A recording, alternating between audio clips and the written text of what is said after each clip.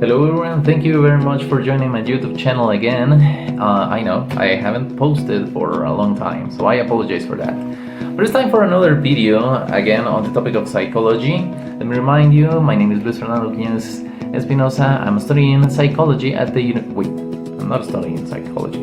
I'm studying legal translation. Oh wow, I'm so invested in the topic today that I thought I was studying a different career. Anyway, today we're gonna talk about a little bit about psychology, some topics related to it, and we're gonna start with intelligence. Are you intelligent? If you're watching this video and you have subscribed, you're definitely intelligent, let me tell you that. Though some other tests may say otherwise, so my apologies. Anyway, so we're gonna be talking about intelligence today as our main topic. We're gonna be then discussing a little bit about how intelligence, or more specifically emotional intelligence, has to do with our routine and our habits. And then we're gonna talk a little bit about motivation, how to go through each day and every day with some motivation. We're gonna touch different topics on all of this, but let's begin. So we're gonna talk about intelligence to begin, like I said, but as usual I'm gonna start with a drawing. I'm just gonna do a little bit of a drawing over here. One moment. I am not pretending, I am actually drawing. Yes, it's just over here and there, and this is super cool.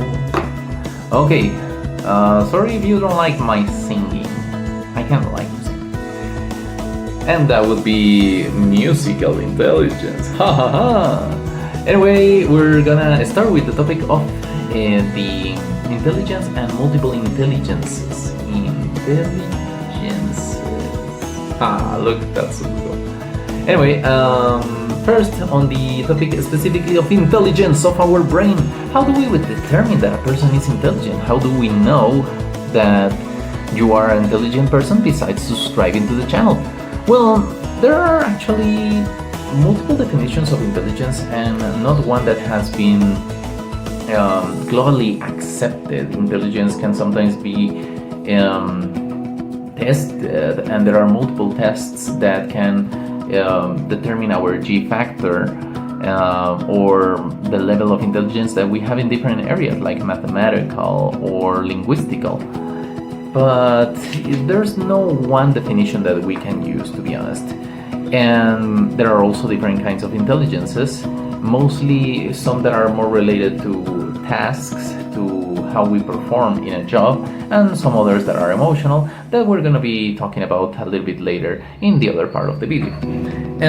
On the side of performance, well, we have, as we can see in this graphic, a lot of different intelligences. We have what is called the interpersonal intelligence. They are referring to how we treat others and how we treat each other. Then the intrapersonal, which would be to ourselves internally. Then we have the kinesthetic intelligence, which is more like movement. You have probably seen that in sports, some people are called geniuses because they are incredible at what they do in that specific sport, and well, that has to do with how they move, the kinesthetic part of it. We also have the linguistic intelligence, which I hope I do have because I'm studying legal translation. And then we have the mathematical one related to statistics, logic, numbers. The musical one related to identifying sounds, different tones and chords, etc. The naturalistic intelligence, which has to do with how we interact with our environment, especially the natural environment. The visual intelligence, that has to do with how we see and interpret ideas, probably more like, for example, for an architect, to say it that way. And we have all of these different intelligences, but how can we be intelligent? Again, besides subscribing to the channel.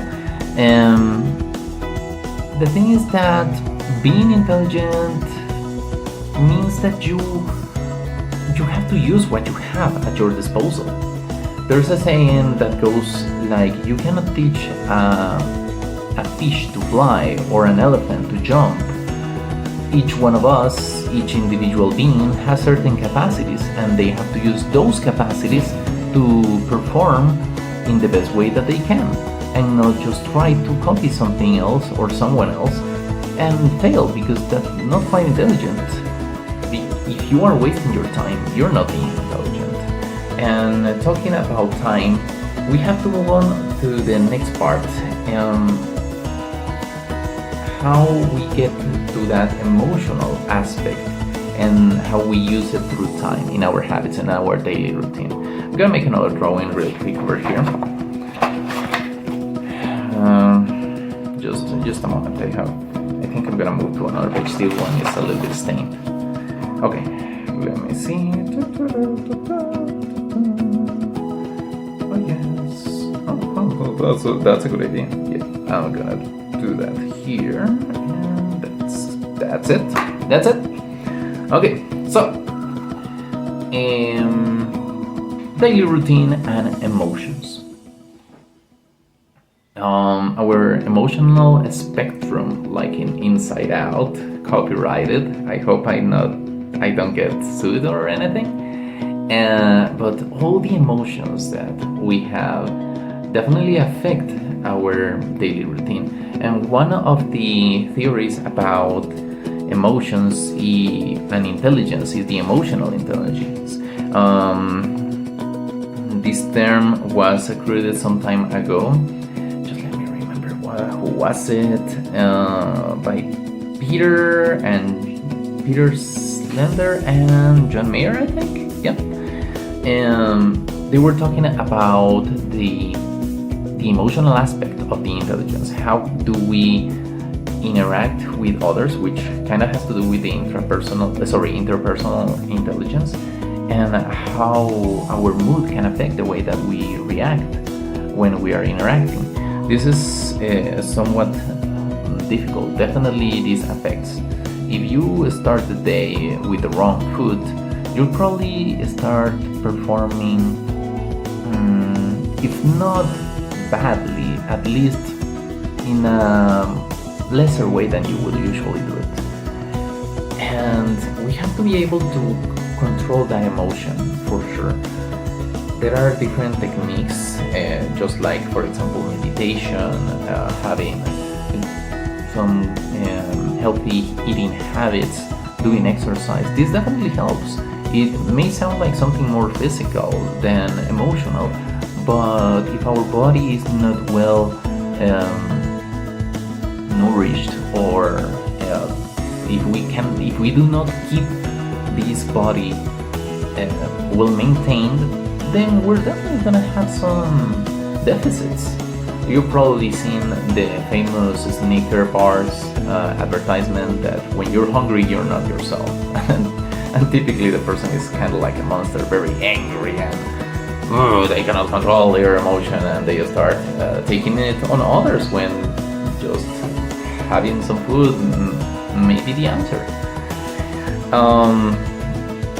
And so it's very important that we understand this, and we're gonna talk a little bit about another theory that is very important on the aspect of our mood, and is related to food, to our needs. For that, I'm gonna make another drawing real quick over here. I'm gonna be talking a little bit about this triangular shape. You'll see it in a moment. And what Maslow has to say about it. So, this is it. Yeah, I know, I'm so good at drawing. You cannot believe it. And I did that only with a black marker. Anyway, so in this part, let's first describe a little bit about Maslow's pyramid of the hierarchy of needs. Each individual being, be it an animal or a person, anyone, has needs. If we don't cover those needs, we cannot live. As simple as that. And as we see in this pyramid, the different levels of our needs help us a lot into into covering certain necessities. The first one, physiological. This one has to do pretty much just with survival. If you don't eat, you die. If you don't drink water, you die. Yeah. If a living being doesn't reproduce, well, it will go extinct. So each of these needs that you see, as particularly the ones in bold, are the ones that I selected as the needs that for my personal life are more relevant, and hence also the drawings that you see there. Well, if these needs are not fulfilled, I don't care about the other needs. I don't care about the upper sections of this pyramid. It's irrelevant. It doesn't help me to survive. But, well, we have to move forward. We have to keep moving upward. So therefore, if I cover all of these needs from the first part, I can go on to the next level, which is the security factors. Once we have food, water, etc., well, we need other things. We need our family, we need health, we need, in today's society, we need a job. If you don't have a job, you don't have the resources in order to continue moving forward in life, in order to cover the first part of the pyramid as well. They correlate as well. Moving forward, after you have a family, you start getting into another level. You need affections, you need friendship. It's definitely important to know that as human beings, we need to live in society, and if we don't interact with each other, then we're not gonna have a way to survive as a species. And not everyone can do everything, and that's why we also have the multiple intelligences, as we discussed before. Then we move upwards onto the part of being recognized. I think that respect is something very important that we need to have. And let's imagine that you don't have anyone in your life. Well, you have to respect others either way, because if you don't have a personal family, you're gonna need to respect others, so that you can get certain benefits from those other people. And well, finally, the self-fulfillment of morality, creativity, as you see with my drawing. I was so good, I was so creative doing this, and just with a black marker, believe it or not. And so yeah, that's something. Each of these parts are going to be required so that we can move forward. And we're gonna move a little bit on to the next topic, which is motivation. First, I'm gonna start just saying that if you need to motivate someone, let's begin simply by having a meal together, talking it out. If you can cover the need of food, if a person has its belly full, then that person is gonna open him or herself to you, and they're gonna be motivated to talk. And in that aspect, I'm gonna make a drawing here. Do one more drawing over here. Yes, that's good. I'm gonna just move this thing. And here. There we go. We're done. And so, the last part. This video is going to do with motivation. Like I said, with the previous part, if you don't have a specific part of the motivation of your pyramid of needs covered, you cannot move forward into the next one. But then with motivation, we have to start somewhere. Here we see some important topics that are related with motivation. There's always a first step. There's always something that you have to do first. And just taking that first step is good. You have to move upwards and put your ideas into action and start moving with the right attitude so that you can continue growing. Yeah, you may need support at some point because we are not alone. Yeah, you have to keep doing a good performance. If you are not acting, if you are not continuously moving forward, you're not gonna get to that ultimate goal that you have where you reach success. Motivation works by not only having the right words or the right attitude at a specific point. It works by being persistent. It works by learning to rely on others at some points, because we cannot do everything, like I said before. Again, intrapersonal intelligence, I guess. And so you have to keep working. You have to keep working, looking for goals, looking for other routes when a strategy doesn't work, because nothing's gonna be perfect at all times. That reminds me of something. Of another theory. This is actually from a previous video, so I'm not really making a drawing here, just referring to one part over here of the classical operant learning. Focusing a little bit more on the operant learning over here, because when we talk about operant learning in our process of being motivated, there's one part of the how was it called? The reinforcement, positive reinforcement and negative reinforcement. Some people are actually better with negative reinforcement, believe it or not. It shouldn't be that way, but I guess that also depends on the psyche of that person. And if you do something well and you get a positive reinforcement, you're gonna learn to do it better. If you do something wrong and you get a negative reinforcement, you're gonna stop doing that thing.